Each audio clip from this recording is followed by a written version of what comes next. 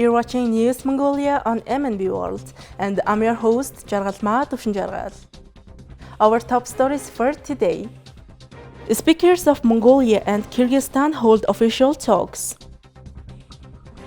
The Asian Development Bank has provided financing totaling $4 billion to Mongolia over approximately 30 years.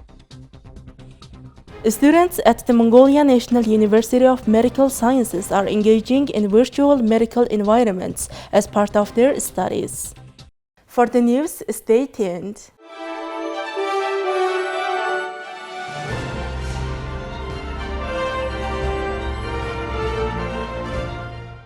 Speaker Nurlanbek Shakiv of the Jogorko Kanish of the Kyrgyz Republic embarked on official visit to Mongolia from April 23rd to April 25th, 2024, responding to an invitation extended by Speaker Zandanshatar of the state Great Horal.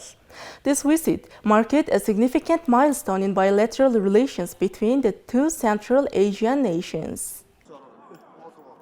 The official talks commenced on April 23rd at the State Palace of Mongolia, where Speaker Zandanshatar warmly welcomed the Kyrgyz delegation led by Speaker Nurlanbek Shakiv. The Mongolian speaker emphasized the historical importance of this inaugural visit by the Kyrgyz speaker to Mongolia. Highlighting the recent surge in high-level visits between the two countries, Speaker Zandanshatar noted that this trend had led to a five-fold increase in trade turnover, with Mongolian enterprises actively expanding into the Kyrgyz market. Speaker Shakiv reciprocated the sentiment, expressing confidence that this official visit would catalyze strengthening parliamentary relations and fostering deeper cooperation between the two countries. He underscored the strategic significance of enhancing mutual beneficial trade and economic cooperation between the two landlocked nations in Central Asia, emphasizing the potential for sharing development experiences and fostering multilateral cooperation in the future. The talks referenced the Memorandum of Cooperation signed during Speaker Zandanshatar's visit to the Kyrgyz Republic in February 2024, establishing a permanent interparliamentary consultation mechanism.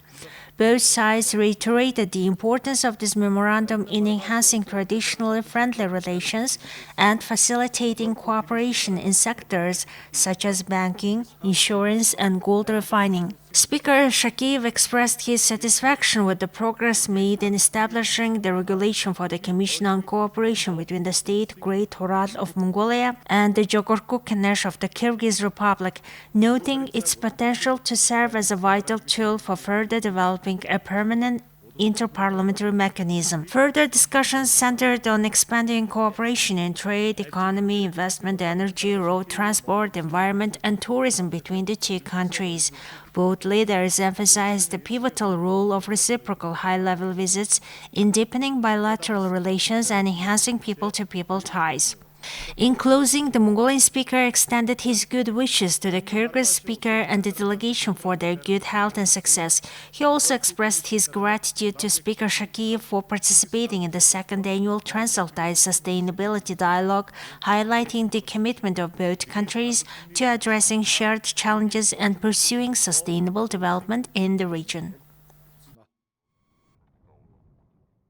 The Asian Development Bank has provided $4 billion in financing to Mongolia since 1991. Discussions are underway regarding the mistakes made in past projects and programs implemented during this period and how to rectify them. This is crucial because Mongolia intends to increase financing for major infrastructure projects outlined in its long and medium-term policy. Consequently, Mongolia's responsibility for causing these errors continues to increase. On average, projects funded by the Asian Development Bank are delayed by about 1.9 years.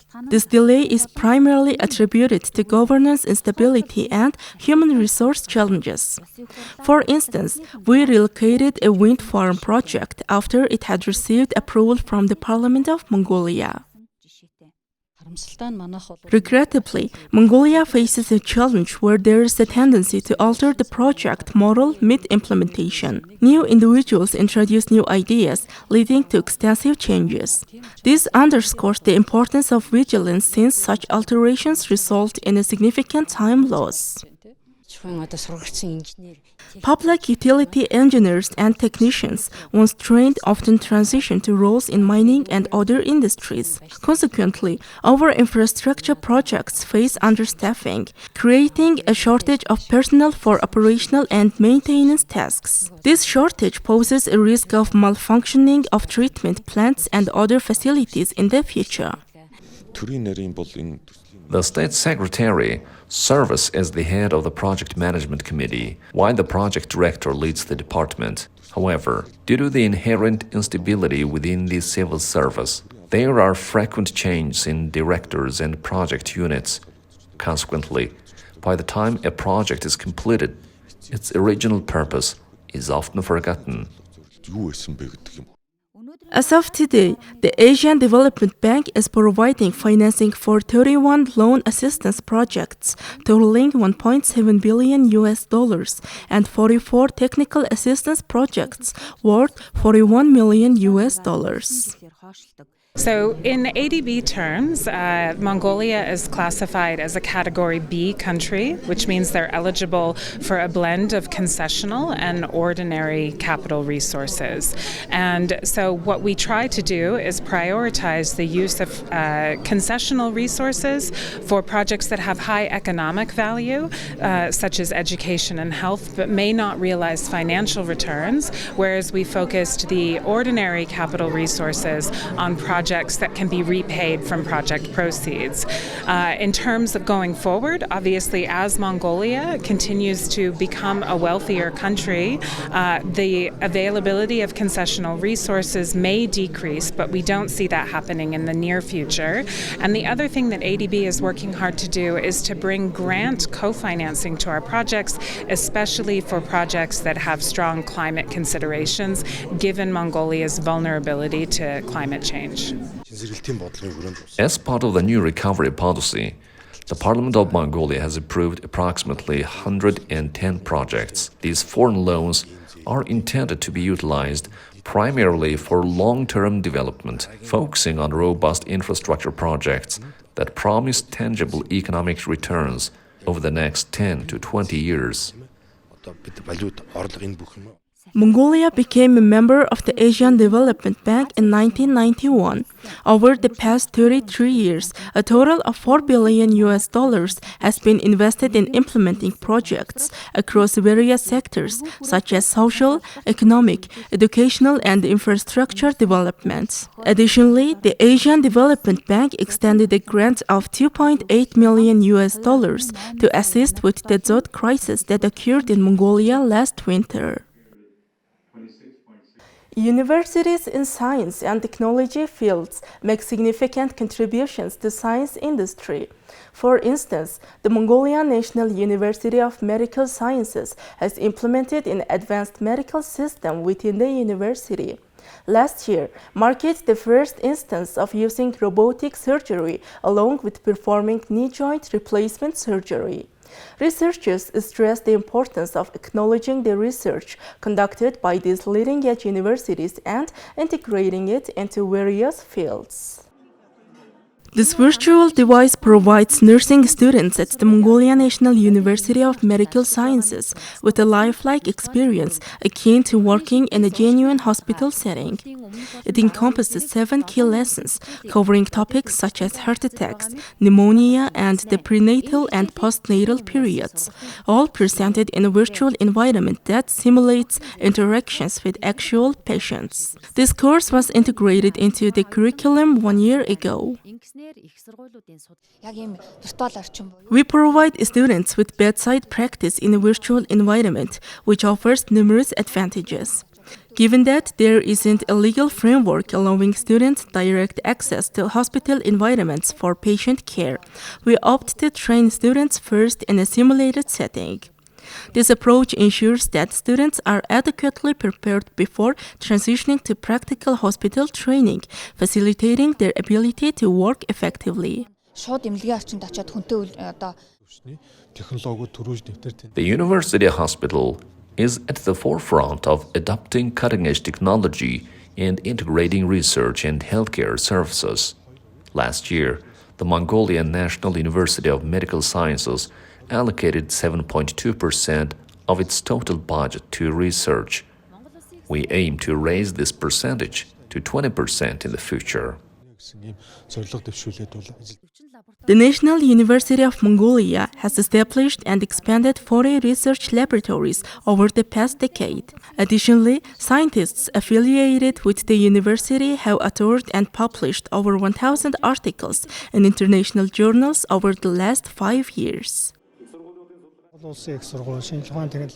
The National University of Mongolia, the Mongolian National University of Medical Sciences, Mongolian University of Science and Technology, and Mongolian University of Life Sciences have collectively established research centers that were previously non-existent in Mongolia. This initiative has brought together over 2,000 scientists, resulting in approximately 1,700 published articles. It is crucial to harness this potential and actively engage these universities in addressing priority areas within Mongolian society.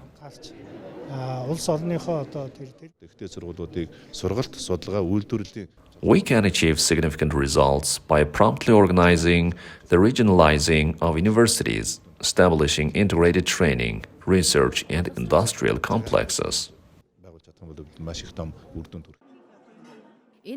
The Ministry of Education and Science has decided to offer scholarships for doctoral studies at domestic universities.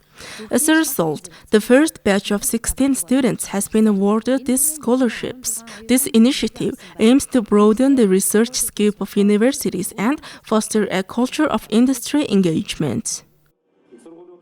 Thank you for staying with us. Now let's take a look at currency exchange rates provided by Mongol Bank.